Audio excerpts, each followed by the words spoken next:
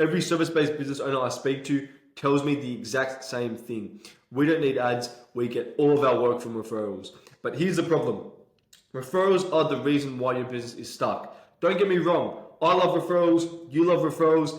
But the issue is relying on them as a source of growth. So in this video, I'm going to be breaking down exactly how to escape this referral trap. So let's get straight into it. As I said in the thumbnail, referrals are not bad. They're proof that you are doing good work. Okay. A lot of agencies will tell you, you should not be relying on referrals. Okay.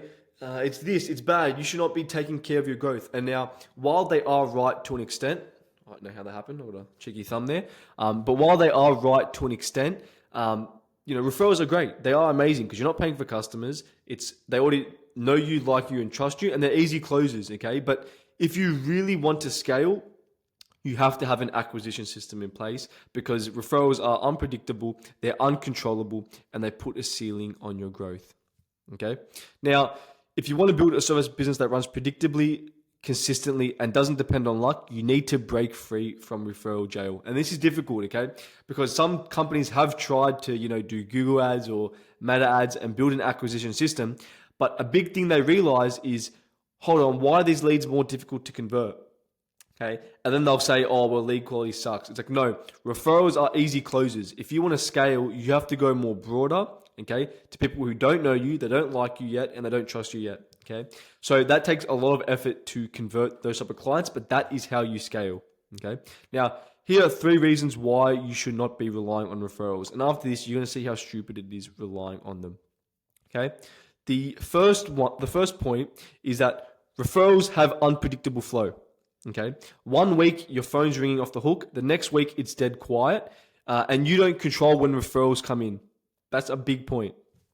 Okay, you do not control when referrals come in or how many you get. And that unpredictability keeps you in survival mode, not growth mode. Okay, and I'll show you an example of what I mean. So if you are relying on referrals for your main source of acquisition, this is how your growth looks. Okay, and you can relate to this. I already know you can because 1 month you're up here, you've got 10 referrals in 1 week. You're like, oh my God, I feel amazing. My company is going so good. And then the next month you're down here. You get 1 to 2 referrals and you're questioning your growth and you're in survival mode. So you can't fully take control of your business's growth. And I've seen this because the companies, their goal is up here. They never end up reaching this goal because they're always in this survival mode strategy of up, down, up, down, up, down, up, down. And they're unable to take control of their growth. So they're not able to hit that 5 million a year mark, 10 million a year mark, 20 million a year mark because they don't have their goal. They don't have an acquisition system in place to hit their goal and achieve their goal. So imagine if your pipeline was steady every single week. That's what predictability feels like, and referrals can't give you that. So how our acquisition system works is with our clients, we put them on, this is how we hit their goal. So let's say the goal's up here and they're right here. Okay, move this. Let's say this is their North Star, which is what we call their North Star, and they're right here. And they're right here. How we grow this company is we go on a sprint and then a hold. Sprint, hold, and sprint. This way they can actually take control of their growth. So in this period, we're focused on market share, all about getting new leads and customers through the door. Then we focus on profitability for the next 90 days. So this is each quarter. Here's where we taper down the ad spend and we focus on converting leads, getting repeatability and referrals, and then we scale back up again. So this is basically how you take control of your growth. And you notice here how you're scaling like this while the competitors are going up, down, and end up in the same position, nowhere near their goal. Okay. That is why referrals, you should not be relying on referrals. Now, the next point I have here is that referrals cap your growth. So again, similar to the point number 1, this is what nobody talks about, but referrals keep you small because even if you're the best concreter, landscaper, strata manager, real estate agent, skin clinic in your area, you're limited by the size of your existing network. So you're never really reaching a bigger market. Okay. And once you've tapped out your circle, growth flatlines. And this happens. Okay. You have to realize if you're relying on referrals, there's only a matter of time until that juice is squeezed up. Okay. Let's say it's this % of the market that you have. There's only this % of the market. Once that's gone, there's still 75% of your market that has been untapped, but you haven't hit that because you're relying on referrals. Okay.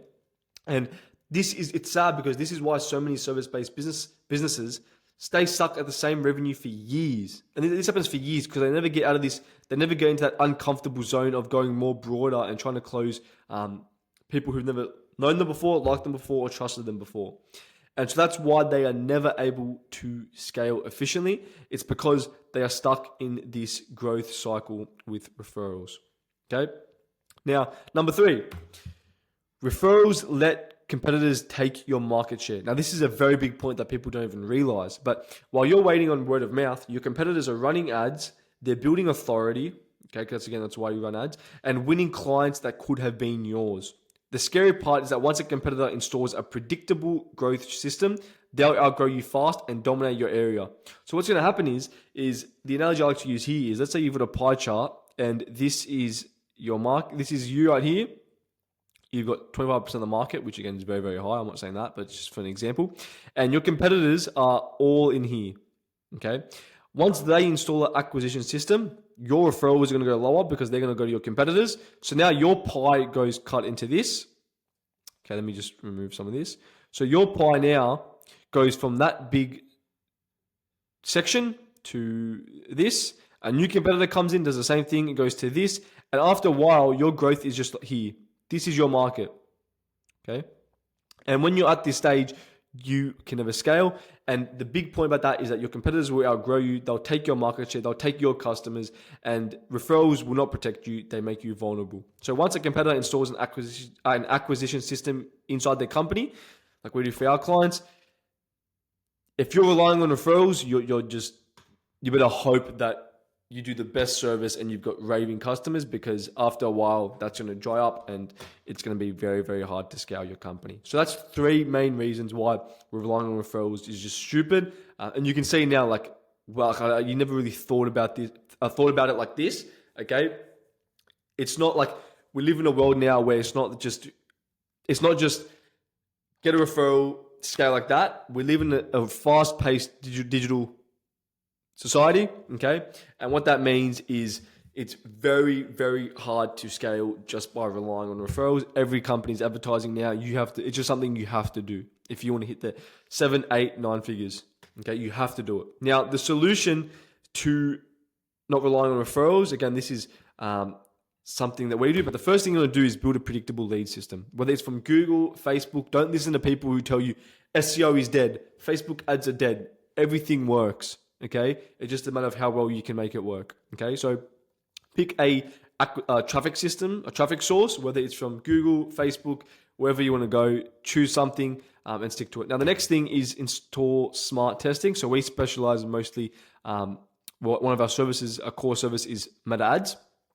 Okay, we always test creatives. I've seen some companies, they'll do 1 to 2 ads and they'll go, oh, ads don't work. We start off with like 6 to 9 ads for our clients, even more depending on the budget. And then we always test new ads weekly to ensure we're getting that cost per lead down and that CPA down, which is cost per acquisition. Now, number 3 is automate the follow-up. So you should have a backend system in place, a CRM, where you focus on doing SMS, emails, 90-day nurturing emails, reactivation campaigns, follow-ups after quote, all automated. If you're still using Google Sheets or you don't even have a CRM in the moment, like you're just leaking a lot of revenue. Okay, and then step 4 is, for some reason that doesn't want to go, this box doesn't want to leave. It's focus on high-value clients. So this comes down to your offer and your market positioning, okay? A big thing here is your offer. So when I said offer, most of you guys will be selling your services. Oh yeah, our offer is that we do such a good job for our clients and that's what differentiates us. And it's like, no, you need a clear offer which shows you exactly what differentiates you. So I'll give you an example. Let's say you're a skin clinic and you think your offer is, oh, we do facials. Okay, that's our offer. We do facials. If you do facials and the competitor does facials, what differentiates you? Nothing. You're commoditized, okay? So the way you want to be decommoditized is by focused on selling transformations and outcomes rather than just services. So for a clinic, one of our clinics we have at the moment actually, instead of selling a specific service where they've got thousands of services, okay, we said, look, what we're going to do is we're going to sell confidence, okay, and beauty. The way we do that is we focus all of our messaging on confidence and beauty. Do you want confident looking skin? Come into our clinic and we'll put you on a 12-week transformation package. A 12-week glow up package costs six grand. Okay, that's an example of selling a one-of-one offer because it's what they actually want. They don't go into a clinic to sell or to buy facials. They want an end result, and that end result for the clinic industry is beauty and confidence. That's what people go for treatments. That's why they use it. Okay, so that is the solution to stop relying on referrals. Now, again, this is a bit broad. It's not going to be like step one, do this in one day, and I'm a gazillionaire overnight. It does take time, and there's a lot more subsections you need to be focusing on. Okay, but the main point I want to emphasize here is that please stop relying on referrals if you're serious about growth. If you want to stay small, that's fine. Like you can rely on it, be super profitable, like with high margins, that's great. But if you really want to take control of your growth, you need to have an acquisition system in place. Okay. If you have any questions, guys, let me know in the comments. I'll be responding to them. And if you want a growth system in place for your company, go to the description below and click on the landing page and book in a growth audit call with our team. Any other questions, guys, let me know in the comments, and I'll see you guys in the next video.